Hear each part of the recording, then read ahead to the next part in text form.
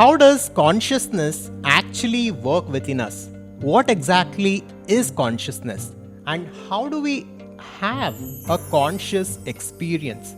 In this video, let us go deep and let us uncover the answers to all these questions. We will also understand what is the hard problem of consciousness, why it is difficult for scientists and researchers to go to the roots of the nature of consciousness to explain what it actually is. So let us truly uncover the nature of reality here, and also let us look at what Swami Vivekananda had to say about the nature of consciousness. The Advaita channel is about consciousness, conscious living, and conscious creation. Here we explore Vedanta and various other ancient teachings from India to understand the nature of reality and to consciously create our lives. First, let us look at the hard problem of consciousness and let's understand what this problem actually is.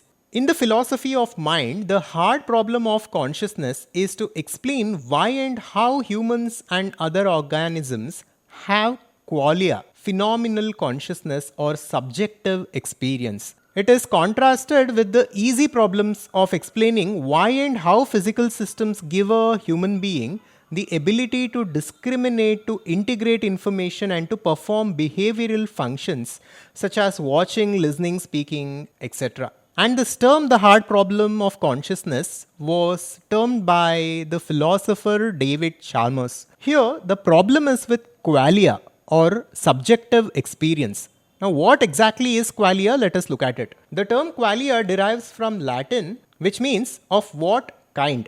Now, for some of you, all this might sound a little complicated, but it is actually very simple.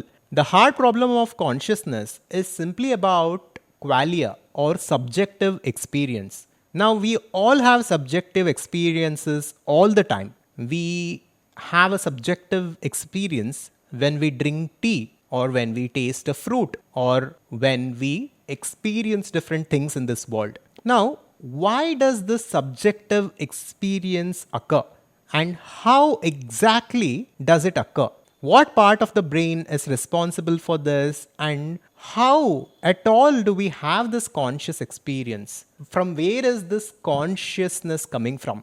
This is the problem of consciousness. This is what scientists and researchers are not able to figure out. But the answers are already there. In the ancient Upanishads and in the Advaita Vedanta, the nature of reality and the nature of consciousness has been explained for thousands and thousands of years. So let us go deep into this teaching and let us understand the nature of consciousness here. And before we do that, let us look at an example. The example of a light source and a tinted glass. Now imagine there is a source of light and there is pure white light that is being emitted from that source. And this light passes through a tinted glass, let's say a red colored tinted glass. Now on the other side of the glass, we can see that the same white light is being manifested as a red light. Now what happens if the white light passes through a broken glass or a cracked glass? Now the light which manifests outside of that broken glass will also be distorted in some way. Now what happens when the same white light passes through a textured glass? Outside of it, the same light will appear to be scattered, will appear to be distorted. The nature of the manifested light is dependent upon the nature of the glass through which it passes. All the while, the light itself remains untouched. The light itself is unaffected by the glass through which it travels through and by the distortions. The nature of the distorted light is similar to the nature of the original light. It only appears to be distorted from our perspective. Now, why are we talking about this? This is very significant to understand. This is how the ancient Vedanta explains the nature of consciousness. According to Vedanta, there is no hard problem of consciousness. The hard problem, if at all exists, is the hard problem of matter, is the problem of what this universe actually is. The science still cannot explain the creation of the universe. Noble laureates are now saying that time-space reality itself may not be fundamental. Some scientists are saying gravitational force may not be fundamental. And quantum physics is saying 99.99% of all matter is nothing. And what matter is energy at the fundamental level. But what does Vedanta say about the nature of reality? Advaita Vedanta has an entirely different view on the nature of reality. Now look at your own experience. Forget about all these questions, forget about consciousness, forget about matter, and forget about everything, and just simply be aware of your own experience. How are you experiencing things? How are you living your life? Everything that happens to you happens within your awareness. All the things that you experience outside and all the things that you perceive from the external world ultimately is being witnessed and is being experienced within yourself. So, what Vedanta says is that consciousness is the fundamental essence of this reality. In fact, consciousness is within which the universe itself has appeared, and that consciousness is who we truly are in our essence, and the entire universe is being witnessed in our consciousness. So, the matter, the world, the universe, everything is appearing in consciousness, and as per the nature of our mind, that consciousness is manifesting as a different kind of a person. Just like the pure white light, when it passes through a red glass, manifests as red light, that pure consciousness, through the filter of your mind, it is being channeled and it is being manifest as a different kind of a person. So here we need to understand the difference between Chit and Chidabhasa, the pure consciousness and the reflected or channeled consciousness. Now if we look at that example again, the pure white light is the pure consciousness, and the light which comes out of the red glass, which appears to be red, is the reflected consciousness or channeled consciousness. Now what Vedanta says is that we in our essence are that infinite pure consciousness, and that infinite pure consciousness is being channeled through the ego, through the mind, and is being manifest as the channeled consciousness through which we are experiencing the world right now. And all the experiences that we go through is through this channeled consciousness, is through this reflected consciousness. I call channeled consciousness as awareness and the infinite pure consciousness as consciousness. So that consciousness through the mind becomes awareness through which we experience this world. So this is how we need to understand the nature of consciousness. But this awareness, since it is being manifest through the reflection of the mind, it thinks that it itself is the source of this awareness. It thinks that this body-mind complex itself is the source of this awareness. Whereas the source is something very different. In our essence, we are not material in nature. We are spiritual in nature. This is the secret that we must uncover for ourselves. And through spiritual practices, through Vedantic studies, and through meditation, what we are essentially doing is simply we are cleaning the filter of the mind. We are simply cleaning the glass through which the pure light is being channeled. And as we clean the glass more and more, imagine what happens. Once the glass is clear from all the colors, from all the textures, it becomes a pure transparent glass. And this transparent glass channels the pure light as it is, without any distortions. So this process of cleaning our mind and cleansing our system is what we call the spiritual seeking.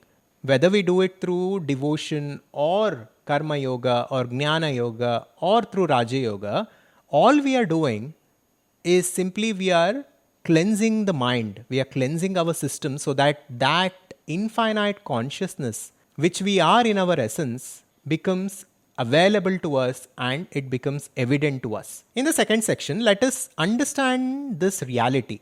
Now, what is reality? What reality actually is? Now, we all have different definitions of reality.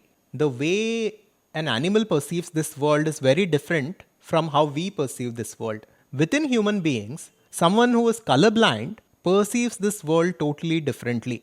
And someone who is more sensitive to colors and sound will perceive this world again differently. What does this tell us? This tells us that the sensory inputs that we have are not perfect, whereas the reality itself is perfect. Vedanta calls this universe, this reality, this existence as Purnam, that which is the absolute infinite. So, this existence is an absolute infinite. This existence exists in infinite variations, in infinite number of ways, and in infinite manifestations right here, right now, in this very moment. But based on the nature of our filter and based on the nature of our sense organs and based on where we are at right now, we perceive this reality in a certain way. So basically, our perception of this reality is incomplete. It is not ultimately real. This is because we are perceiving this reality through the filter of the sensory inputs and our mind. And our sense organs and our mind is extremely limited compared to the vastness of this existence. And because of the limitation of the mind, we are experiencing a limited reality. And most of us think that this limited reality that we are perceiving itself as the absolute truth. This is the error. And this is Maya. So basically, to sum it all up, this existence is an absolute infinite. And we can call this absolute infinite as consciousness. So consciousness is the essence of this reality. And everything in its essence is consciousness. And even us in our essence is this infinite consciousness. But right now, because of the identification that we have with our body-mind complex and because of our ego, we think that we are this limited beings. And this is why we are unable to experience our infinitude. And now in section 3, let us look at what Swami Vivekananda has to say when it comes to this very topic. Now here I am reading from the complete works of Swami Vivekananda, and in volume 5, there is a question that a disciple asks Swamiji. The disciple asks, if I am Brahman, if I am the infinite consciousness, why don't I always realize it? Why don't I always experience this? Now this is an obvious question. This is an important question that all of us will come to at some point. If we are that infinite consciousness in our essence, then why don't we experience it right now?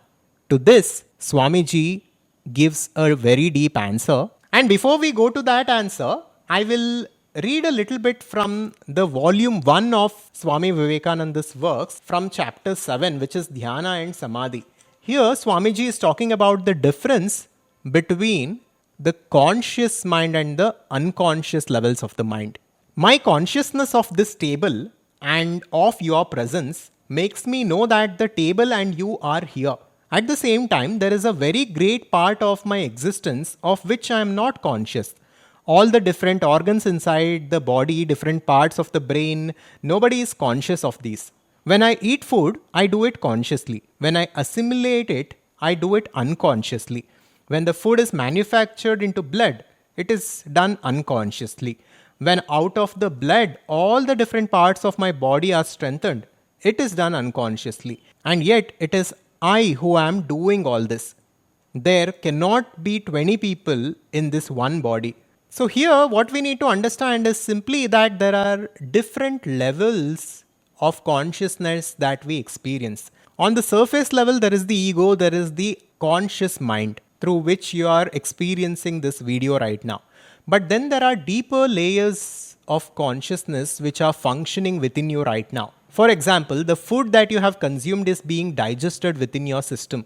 And the consciousness that you are again is responsible for this, but you don't have control over it or you are not conscious of it right now. So, what Vivekananda is pointing to here is that there are different levels of which we are not aware of. Just like this, at the deepest level, we are that infinite consciousness, but our conscious mind or our ego right now is not fully aware of it. Now coming to the answer for the question the disciple asked, Swamiji will go on to say, in order to attain that realization in the conscious plane, some instrumentality is required. The mind is that instrument in us, but it is a non-intelligent substance. It only appears to be intelligent through the light of the Atman behind. Therefore, it is certain that you won't be able to know the Atman, the essence of intelligence, through the mind. You have to go beyond the mind. You are already that. Only the intervention of a non-intelligent mind,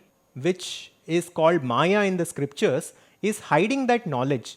When the mind composed of subtle matter is quelled, the Atman is effulgent by its own radiance.